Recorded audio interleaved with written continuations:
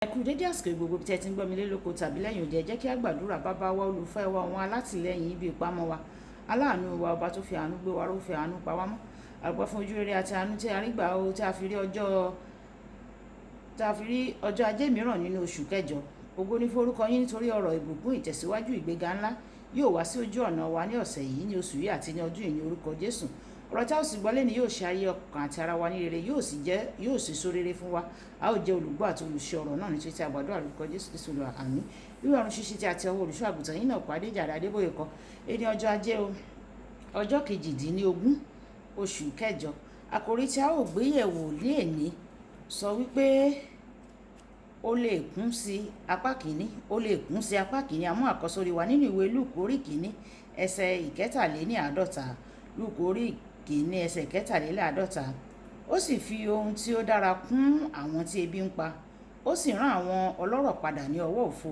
Ìgbà tí a mú bíbélì kíkà wa nínú ìwé Ìsíkẹ́ẹ̀lì orí ìkẹtàdínníàádọ́ta ẹsẹ̀ ìkíní dé ìkarùn-ún. Ìsíkẹ́ẹ̀lì orí ìkẹtàdínníàádọ́ta ẹsẹ̀ ìkíní dé ìkarùn-ún. Ó sì mú mi padà wá sí ibi ilẹ̀kùn ilé náà, sì kíyèsí omi tú jáde láti abẹ́ ìloro ilé náà ní ìhà ìlà oòrùn, nítorí iwájú ilé náà wà ní ìlà oòrùn. Omi sì wálẹ̀ lábẹ́ apá ọ̀tún ilé náà ní gúúsù pẹpẹ. Ó sì mú mi jáde ní ẹnu ọ̀nà ìhà àríwá. Ó sì mú mi wá ọ̀nà òde sí ẹnu ọ̀nà òde ní ọ̀nà tí ó kọjú sí ìlà oòrùn, sì kíyèsí omi sàn jáde láti ìhà ọ̀tún. Nígbà tí ọkùnrin náà jáde sí ìhà ìlà oòrùn pẹ̀lú okùn kan lọ́wọ́ rẹ̀, ó sì wọn ẹgbẹ̀rún ìgbọ̀nwọ́. Ó sì mú mi la omi náà já, omi náà sì dé kókósẹ̀. Ó tún wọn ẹgbẹ̀rún. Ó sì mú mi la omi náà já, omi náà sì dé eékún. Ó sì wọn ẹgbẹ̀rún. Ó sì mú mi la omi sí náà já. Ó sì wọn ẹgbẹ̀rún odò tí n kò lè wọ̀, nítorí omi ti kún omi ìlúwẹ̀ẹ́. Odò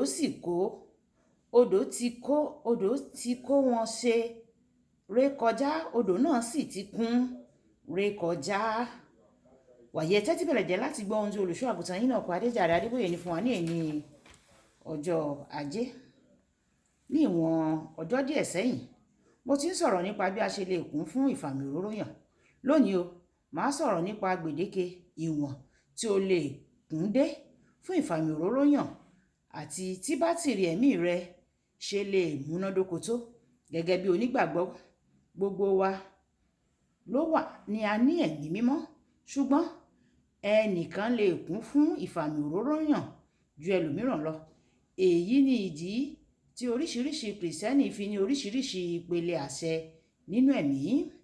Láti ní ìmọ̀ bí kìrìsìtẹ́nì kan ṣe lè kún fún ìfàmì òróró yàn ju ti ẹlòmíràn lọ, màá bẹ̀rẹ̀ pẹ̀lú bíbọ́ lọ́wọ́ ẹ̀mí èṣù, nítorí pé ẹ̀mí èṣù jẹ́ ẹ̀mí nínú ìwé Máàkù orí ìkíní ẹsẹ̀ ìkẹtàléníogún títí dé ìkẹrìnléníogún. Ọkùnrin tí Jésù ń pàdé ní sínágọ́gù, ó ní ẹ̀mí àìmọ́ kan ṣoṣo. Ẹ̀mí kan ó ti tó láti fa ọ̀pọ̀lọpọ̀ wàhálà sínú ayé ènìyàn. Nínú ìwé Lúùkù orí ìkẹjọ ẹsẹ̀ ìkíní dé ìkẹta, a sọ pé Màríà Magdalene gba ìtúsílẹ̀ lọ́wọ́ ẹ̀mí èṣù méje. Nítorí náà, ẹni tí ó bá ní ẹ̀mí èṣù kan, ó ń bẹ lábẹ́ àmúlò èṣù. Ẹni tó bá sì ní ẹ̀mí èṣù méje, ó wà lábẹ́ ìdarí èṣù bákan náà. Nínú ìwé Mátíù orí ìkejìlá ẹsẹ̀ ìkẹtàléníogójì títí dé ẹsẹ̀ ìkarùndínláàádọ́ta, wàá rí pé bí ẹnìkan bá ní ẹ̀mí èṣù kan ní ìbẹ̀rẹ̀, ó lè padà ní àwọn ẹ̀mí èṣù mẹ́jọ.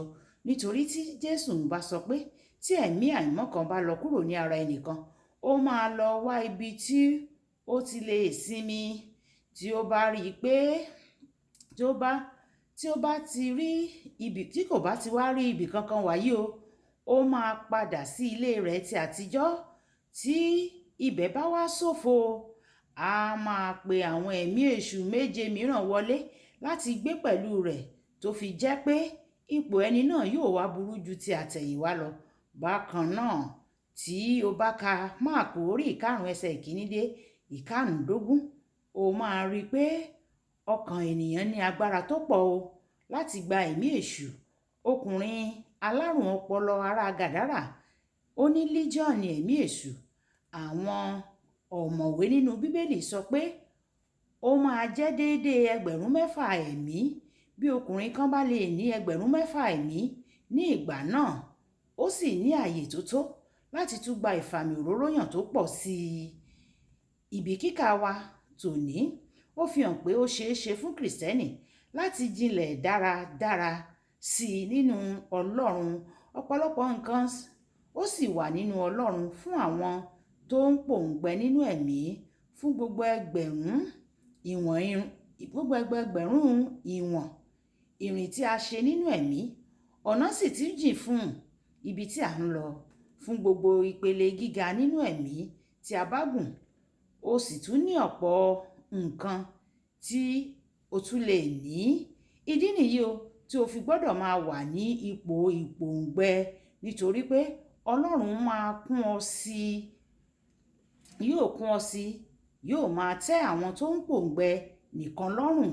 Nínú ìwé Mátíù orí 5 ẹsẹ̀ 6, ìwé Àìsáyà orí 34 ẹsẹ̀ 3. Mo gbàdúrà pé Ọlọ́run yóò kún ọ pẹ̀lú ìfàmì òróró yàn rẹ̀ sí i ní gbogbo ọjọ́ ní orúkọ Jésù.